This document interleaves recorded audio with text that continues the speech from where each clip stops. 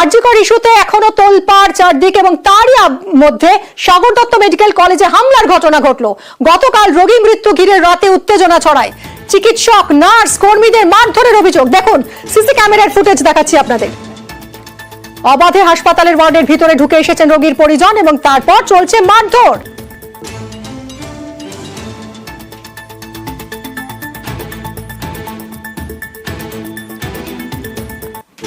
আর এই ঘটনার প্রতিবাদেই রাত থেকেই প্রতিবাদে সামিল সাগর দত্তের জুনিয়র ডাক্তাররা এবং সেই ধর্নায় সামিল হয়েছেন খোদ অধ্যক্ষ।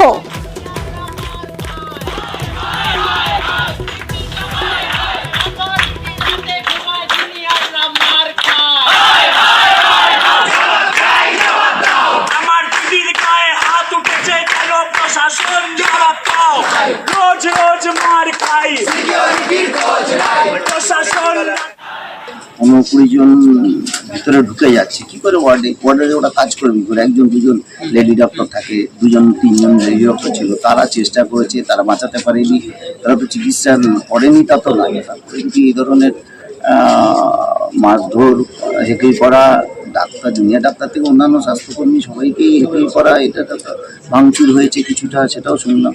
যেটা ওদের একটা দাবির মধ্যে একটা দাবি সিকিউরিটি, যাতে ওরা আরেকটা কোনো দুর্ঘটনা না হয়। তারপরেও যদি এই ধরনের হয় কিছু বলার নেই। কর্মবিরতির ডাক দিয়েছেন জুনিয়র ডাক্তাররা, ধর্ণা অবস্থানে বসেছেন তারা এবং সেই অবস্থানেই যোগ দিয়েছেন খোদ অধ্যক্ষ। সরাসরি চলে যাব সাগর দত্ত মেডিকেল কলেজ থেকে রয়েছেন আমাদের প্রতিনিধি সুবীর। সুবীর, যে দাবিতে জুনিয়র ডাক্তাররা দিনের পর দিন তাদের আন্দোলন চালিয়ে যাচ্ছেন, তার মধ্যে একটা প্রধান দাবি হচ্ছে যে হাসপাতালগুলোতে নিরাপত্তা সুনিশ্চিত করতে হবে। আমরা শুনেছি মুখ্যমন্ত্রী মমতা বন্দ্যোপাধ্যায় তিনি বলেছেন যে অনেকটা টাকা সেটা বরাদ্দ করা হয়েছে এই নিরাপত্তার জন্য। তিনি আরো অনেক আশ্বাস দিয়েছেন, কিন্তু সেটা কি কোনোভাবে বাস্তবায়িত হচ্ছে না? তারপরেও এই ঘটনা ঘটে কি করে?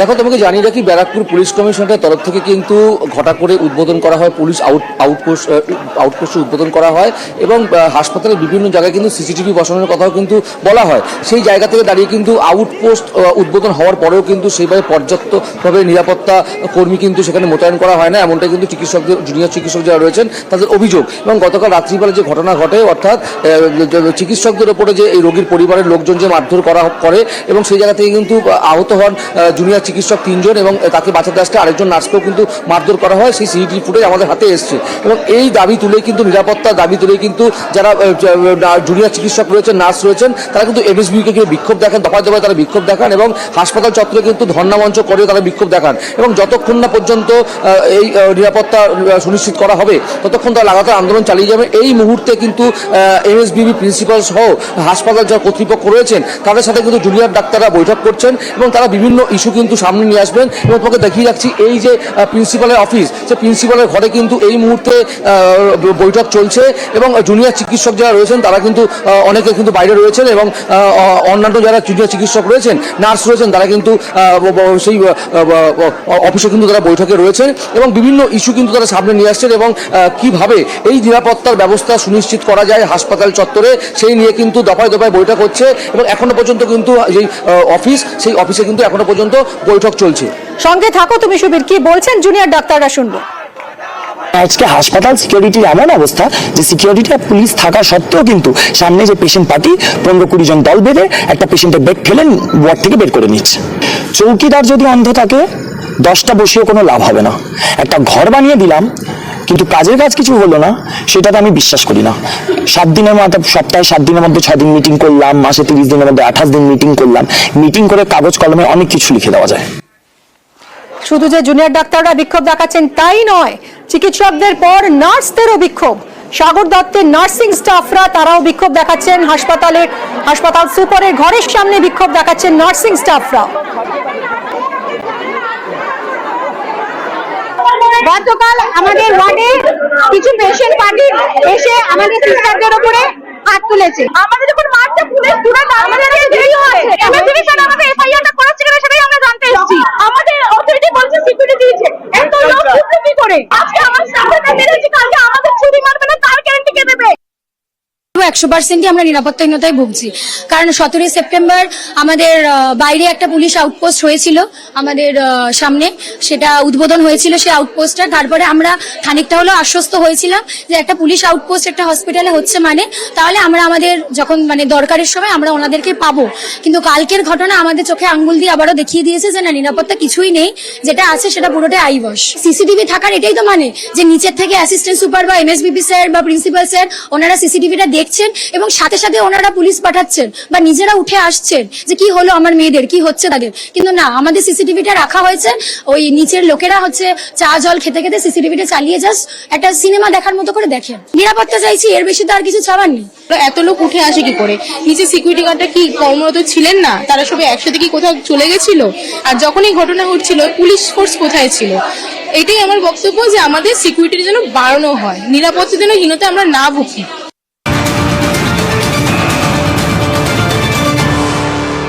সাগর দত্ত মেডিকেল কলেজে গতকালের হামলার ঘটনায় গ্রেফতার 4। গতকাল রাতে হাসপাতালে হামলা, চিকিৎসক এবং নার্সদের মারধরের ঘটনায় 4 অভিযুক্তকে গ্রেফতার করল পুলিশ। সুবীর আমাদের প্রতিনিধি রয়েছেন। সুবীর, 4 জনকে ইতিমধ্যে গ্রেফতার করা হয়েছে, এরা কারা এবং আরো কেউ কি রয়েছেন এই তালিকায় যাদের গ্রেফতার করা হতে পারে?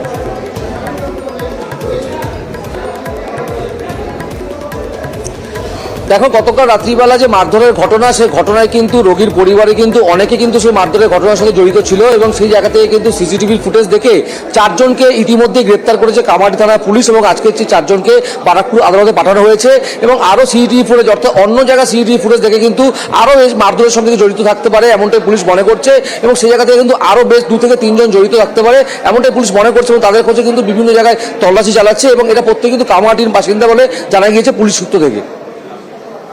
এবং সাগর দত্ত হাসপাতালে চিকিৎসা পরিষেবা ব্যাহত হচ্ছে। হামলার প্রতিবাদে কর্মবিরতির ডাক দিয়েছেন জুনিয়র ডাক্তাররা, আর তার ফলেই রোগী হয়রানির অভিযোগ উঠছে হাসপাতালে।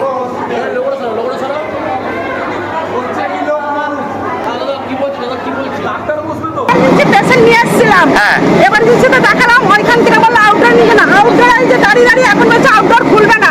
তাহলে এই যে পেশেন্টের যদি কিছু হয়ে যায় দায়টা কে নেবে? হাসপাতালে কি আমরা রূপ দেখাতে এসেছি?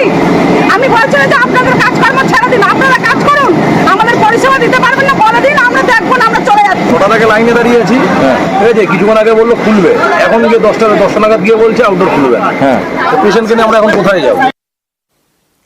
আরজিকর ইস্যুতে কোনো রাজনৈতিক ফায়দা তুলতে পারেনি বিজেপি, আর তার উপর জুনিয়র ডাক্তারদের আন্দোলন নিয়ে এক এক নেতার এক এক মন্তব্য, আর তাতেই বিড়ম্বনায় পড়েছে পদ্ম নেতৃত্ব। এবার তাই বিজেপি নেতৃত্বের নির্দেশ, আরজিকর ইস্যুতে আর কোনো মন্তব্য নয়, যা বলার দলীয় মুখপাত্ররা বলবেন। জুনিয়র ডাক্তারদের সবাই প্রশ্ন করছে যে এত নাটক করে কি হলো, রাত জেগে এ করে আরজিকর যে ঘটনা তার কি পরিবর্তন হয়েছে, তার কজন দোষী সাজা পেয়েছে, যাদের উনি পদত্যাগ চেয়েছেন ওনারা তারা প্রমোশন পেয়েছে। জাগো, ক্যান্ডেল জ্বালাও, চল রাত্রেবেলা একটু বাতি জ্বালিয়ে ছবি তুলে চলে আসি। এই জন্য কি দেড় মাস ধরে বাংলার মানুষ কষ্ট পেল, স্বাস্থ্য পরিষেবা বন্ধ হয়ে গেল হসপিটালগুলোতে, তার জবাব দিতে হবে না? আরজিকরের আন্দোলন নিয়ে দিলীপ ঘোষের এই মন্তব্যে বিতর্ক তৈরি হয়। বৃহস্পতিবার সল্টলেকে বিজেপি রাজ্য কমিটির বৈঠকে উঠে আসে এই প্রসঙ্গ। এই নিয়ে নেতাদের কড়া নির্দেশ দিয়েছে বিজেপি রাজ্য নেতৃত্ব। বলা হয়েছে আরজিকর ইস্যুতে কোনো মন্তব্য করা যাবে না, আন্দোলনকারীদের সমালোচনাও করা যাবে না, যা বলার দলীয় মুখপাত্ররা বলবেন। আরজিকরে মহিলা চিকিৎসকের ধর্ষণ খুন, এই ঘটনায় শোরগোল পড়ে যায়। বিচার এবং নিরাপত্তার দাবিতে পথে নামেন জুনিয়র ডাক্তাররা। সমাজের প্রায় সব স্তর থেকে বিচারের দাবি ওঠে। এই দাবিতে রাত দখল হয়েছে, ভোর দখল হয়েছে, দিনের পর দিন দখল হয়েছে রাজপথ। শাসক শিবিরের বিরুদ্ধে আওয়াজও উঠেছে, কিন্তু তৃণমূলের শীর্ষ নেতৃত্ব কখনোই আন্দোলনে আপত্তি জানাননি। বারবার বার্তা দিয়েছেন তারা আন্দোলনের বিরুদ্ধে নন, কিন্তু জুনিয়র ডাক্তাররা এবার কাজে ফিরুন। এ নিয়ে দীর্ঘ টানাপোড়েন চলেছে। শেষমেশ ধাপে ধাপে কাজ শুরু করেছেন জুনিয়র ডাক্তাররা।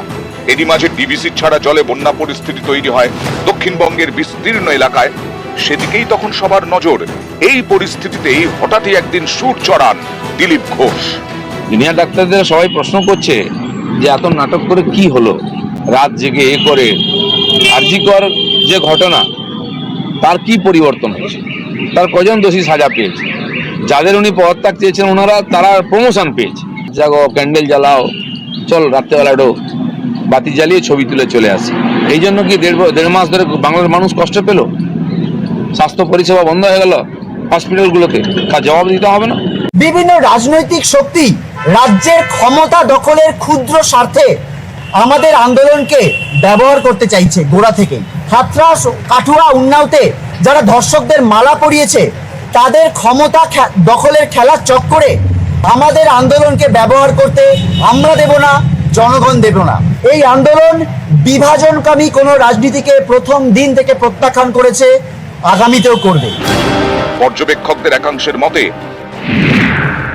আরজি কর ইস্যুতে কোনো ফায়দাই তুলতে পারেনি বিজেপি। এই ইস্যুকে হাতিয়ার করে তারা তৃণমূলের ওপর কোনো চাপ তৈরি করতে পারেনি। উল্টে জুনিয়র ডাক্তারদের আন্দোলন নিয়ে একাধিক নেতা যেসব মন্তব্য করেছেন তাতে বিজেপির বিড়ম্বনা বেড়েছে। এই পরিস্থিতিতে আরজি করের আন্দোলন থেকে নিরাপদ দূরত্ব বজায় রাখতে চাইছে বঙ্গ বিজেপি, তাই নেতাদের চুপ থাকার নির্দেশ দেওয়া হয়েছে। ঠিক হয়েছে, আরজি কর ইস্যুতে যা বলার বলবেন বিজেপির মুখপাত্ররা। আমি আমার এই ডাক্তার ভাই বোনদের নিয়ে বেশি কথা বলি না।